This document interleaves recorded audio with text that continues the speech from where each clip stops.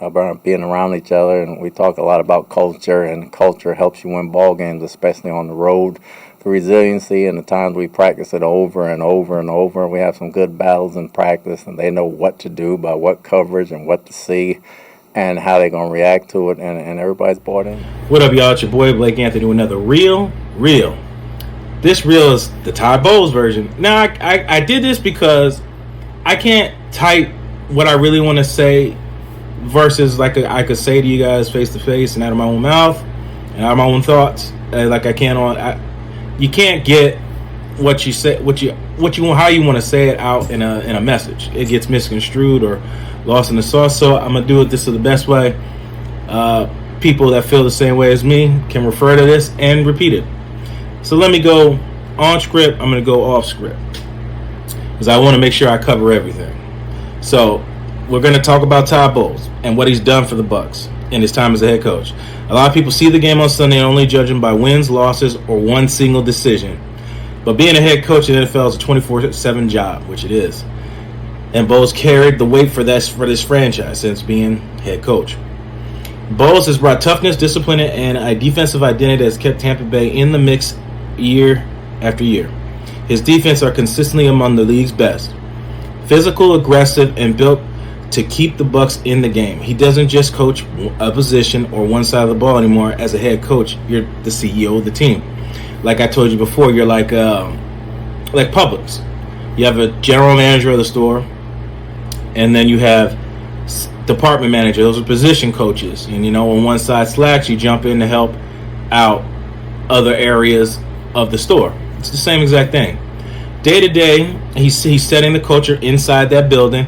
He's one of the organization practices balancing rest with work and making sure young players develop, which they've done very well, while keeping veterans sharp. He runs meetings, installs a weekly game plan, and makes sure every unit, offense, defense, and special teams is prepared for Sunday.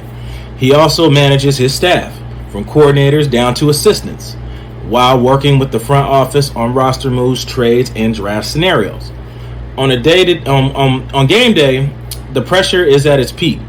Bowles has to make the tough calls when the challenge, when to go for it on fourth down, how to use his timeouts, which he needs to work on, and how to adjust when the momentum swings. And while he's been praised for keeping his team calm and composed, his time management, that's one area. I'm fair. If something's wrong, if Todd Bowles was bad at his job, I wouldn't say the things I say. I would say, hey, man, y'all are right.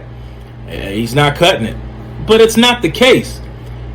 And I've seen terrible coaches here that y'all defend. Dirk Cutter was never topping anything. And couldn't mismanage the team. But let me get into all that in the end. Momentum swings. And while he's been praised for keeping his team calm and composed, his time management, especially in those final 2 minutes situation, he has been questioned by both fans and the media. That's part of the job when you're a head coach. Every second, every decision, every timeout is under the microscope. At the end of the day, Todd Bowles has kept his team competitive, built a culture of accountability, and given the Bucs a chance to win. And whether you love or hate his question his style, there's no denying the weight of the responsibility he carries as a leader of the Tampa Bay Buccaneers. There's no question. Any veteran will tell you that. He's their guy. You got Hassan Reddick. Because why? They drafted him in Arizona. You get a lot of these veterans that come here because of his relationships with them. They come here. You've built the culture. Remember, Bucs had to overpay for average veterans to come to the thing. Clinton McDonald's, what was the other one that jumped off sides in the Redskins game and Gerald and them got argument in the locker room? And like those guys, you had to overpay for mediocrity. You don't have to do that anymore. You got guys trying to come here to get a 1-year deal to get paid elsewhere. They couldn't do that before. Couldn't do it. You had to overpay. And it didn't work out. Or get first-round draft picks for a corner coming off a knee injury. Like, they don't have to do that anymore. They're in the company of coaches coming here, getting head coaching jobs, and moving on. And you're going to keep getting young, hungry coaches here. That is the company that you want. That is the identity I have preached for years that Tampa Bay needed to be considered a legitimate franchise, legitimate contenders. And some of y'all just so stuck in the old ways, thinking that you don't like somebody for one decision or whatever it is, the way he looks, the way he makes a frown, whatever it is, want to just keep changing coaches and changing quarterbacks. They have taken chances on players, developed players, and they've come back and they've played well for us. Like Shaq Barrett will forever be a crazy story of a no-name guy from Denver to be the franchise's sack leader and help them win a Super Bowl. The story continues. Baker Mayfield out of the league. Tampa Bay is in purgatory after Tom Brady. And they kept the shit going. Jason Light, he said it before, like, y'all listen to the things you want to listen to, but don't listen to things that you need to listen to. Jason Light said, I have given Todd Bowles less, and he has made more with less. You talk about secondary. They know their pass rush ain't good. They know they need help in secondary, but he figures out ways to make it happen. He tells Light, hey, load up on the offense so we can score. I'll figure out a way to get stops on defense and get the wins. And he has done that every single year. Every year. Now, the secondary, it'll be helped if we can get a consistent pass rush. That's why edge rushers are important. Why do you think I preach defensive linemen every year? Why do you think I preach that? Because it helps the back end. It helps everybody. When you don't have to cover that long, it makes everybody's job easier. And the corners can be more aggressive. The other narrative, they play off. I watch every Sunday, and I see the same exact coverages that Todd Bowles is running on every game Sunday. You, with narratives, like to point it out. It's only there's only a couple coverages you can run in the NFL. Everybody runs them. So just to say he's the only ones do it is dumb, and you have a narrative, and that's just what it is. But the point is, there's key things that you, like you say, he's not a head coach, he's a defensive coordinator. Just a good defensive coordinator. But do you even know what a head coach actually does? I mean, I broke it down there. All of those things, it's just not the 3 hours of a football game. It's managing a team. Managing a team. You want to see somebody who can't coach and manage a team? Go look at McDaniels in Miami.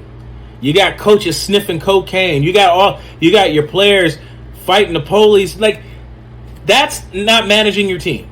That's what a bad head coach looks like. But you choose to look at what you want to look at because you like whoever that is. Oh, he makes bad decisions with timeouts and stuff. Everybody head coach has their thing. He's not consistently losing games for it. Some of it, yeah, I mean, he's made a decision and he stood by it. That's it. Dan Campbell, do you think every Detroit fan likes every day gambles fourth downs all the time? It's cost him games doing that. But that's what he's going to live and die about. Just, you got to do it when it's the right time or when you have a chance to risk things. Every coach has their perk. Andy Reid constantly only doesn't want to run the ball and constantly only drafts speed guys and they get injured. Like, every coach has their thing. And you think you like it because it's different from what you have here. But there's always ups and downs. And that's the only area that he needs to work on. That is something you can live with. That is something you can live with. Because being a head coach, he's getting the most out of his undrafted guys that are off the radar, bringing players back from the grave. You're not giving him credit for those things. The things you need to give him for. Game time adjustments. Something Tampa Bay has never been that good at is halftime adjustments. He was shutting teams out in second halves last year with the scrap secondary. Scraps. Shutting people out. Guys were coming off the couch coming in it. But he's not a good head coach, though. You choose to pick the things that you want to look at. And being a good coach, it's easy to coach when everything goes good. That's why I keep using the Miami. It was great when you guys were loving him when they were winning. Now you got to put your foot down and be a coach and make hard decisions. He can't do it. That team was backwards against the wall for a couple years straight, plagued with injuries. Buckled down, got the wins that you got, consistently won a division, and made the playoffs while winning a playoff game. That is what a head coach is. That is what a winning culture is. That is somebody you want that keeps fighting. They're not going to lay down. There's games that the Bucs have won that they would normally find ways to lose. Almost did it Monday. Found a way to win. Buckled down, believed in each other, and made the game happen. Because they believe in each other, because their leader puts that down. It starts with him. Baker got his confidence because they believed in him. Jason Light and Todd Bowles both gave that man his confidence, and that is the guy you're seeing today.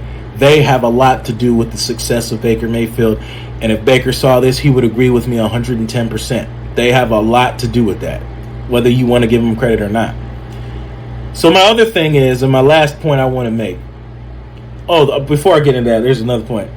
Another thing about being a good head coach that you say he's not, do you see Tampa Bay negatively in the media? Out on the boats, cocaine parties, anything that happens in Florida that I'm sure you guys all know that happens out here. Legal troubles, all this stuff. You don't see any of it. Why? Because he runs a tight ship. He runs a good ship. Now, when stuff happens, then you deal with it. But this team has been locked in for a while. Another trait y'all don't want to give credit for. That is part of being a head coach, not just the timeouts. That's one part of it that he does need to work on. I'll give it to y'all now. He needs to work on it.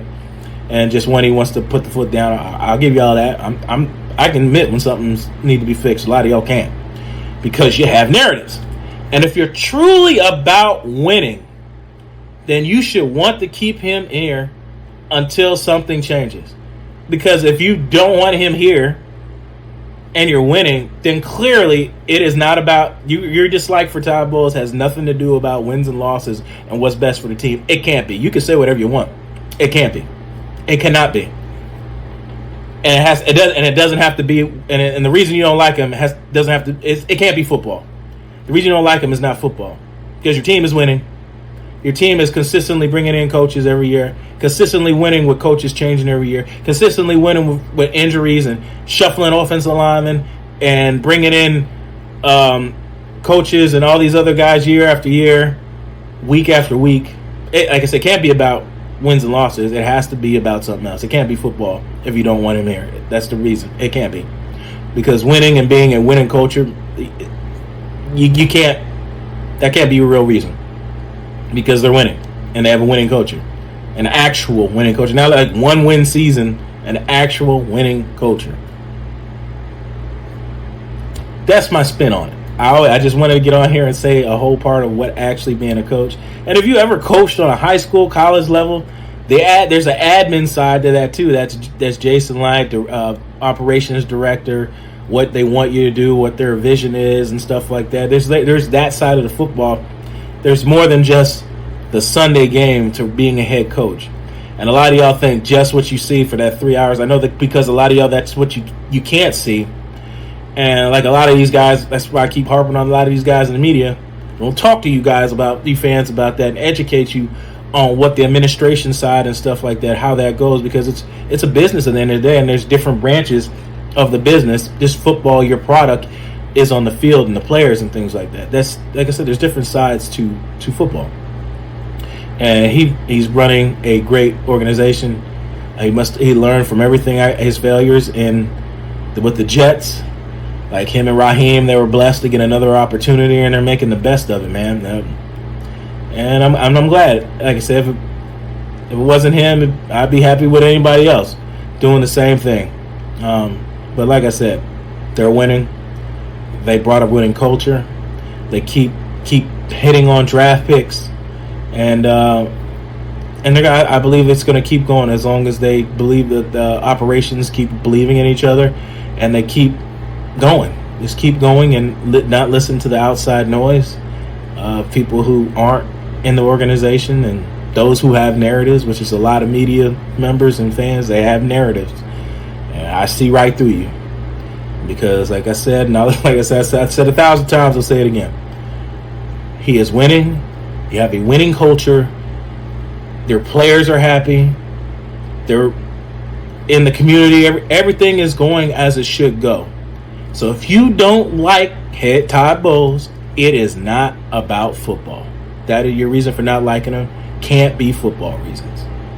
Because your franchise is going exactly the way it should be going. That's me. I'm Blake Anthony. You're the master of everything. What you do with your life, what you do with is entirely up to you. Peace. I'll see you guys next time.